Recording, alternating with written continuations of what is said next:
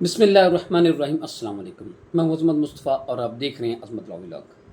आज का टॉपिक हमारा है जी फैमिली मैटर के हवाले से। इशू ये है कि बीवी को शादी के मौका पर दिए गए ज़ेवरात किसकी मलकियत होते हैं। सवाल ये है, क्या वो ज़ेवरात बीवी की मलकियत होते हैं? क्या अगर वो शौहर ने दिए हैं तो क्या ये शौहर की मलकियत होते हैं? अगर वो ससुराल वालों ने दिए हैं तो क्या वो ज़ेवरात ससुराल वालों की मलकियत होते हैं? अगर वो बीवी को मेके वालों ने दिए हैं तो क्या वो ज़ेवरात मेके वालों की मलकियत होते हैं? सवालात का ये है। और इसमें एक बात और भी है कि शादी के बाद भी जो ज़ेवरात शौहर ने बीवी को लेके दिए हों तो ये ज़ेवरात क्या शौहर की मलकियत होते हैं या बीवी की मलकियत होते हैं? आज का क्वेश्चन हमारा है। इस पे सुप्रीम कोर्ट ने एक फ़ैसला दिया है जिसकी रोशनी में हम डिस्कस करेंगे। उसमें ये जो है बीवी के ज़ेवरात के हवाले से personal property and belongings of wife के हवाले से उन्होंने डिस्कस किया है। इसमें सूरत हाल ये है जी कि आप ये बात ज़हन में रखें कि ज़ेवरात जो कि बीवी को शादी के मौके पे किसी भी लड़की को दिए जाएं, वो ज़ेवरात चाहे मेके वालों ने दिए हों, वो ज़ेवरात चाहे ससुराल वालों ने दिए हों, वो चाहे शौहर ने दिए हों या वो चाहे शौहर ने शादी के बाद बना के दिए हों, कानून ये कहता है कि ज़ेवरात जो हैं वो बीवी की मलकियत होते हैं।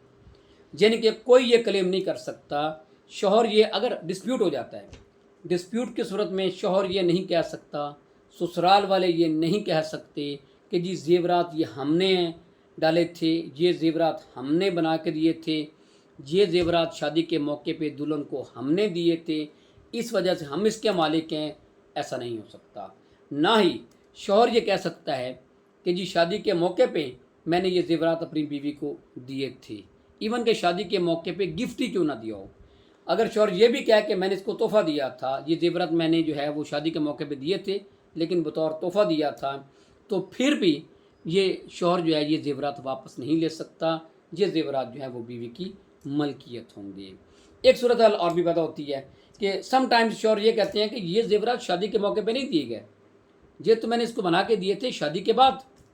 तो ये ज़ेवरात जब ये शादी के मौके पे नहीं दिए गए तो इसका मतलब है इसका उस सेंस में ना हक महर में दिए गए हैं, ना ही हमने शादी के मौके पे दिए हैं, क्योंकि ये हमने बाद में बना के दिए हैं।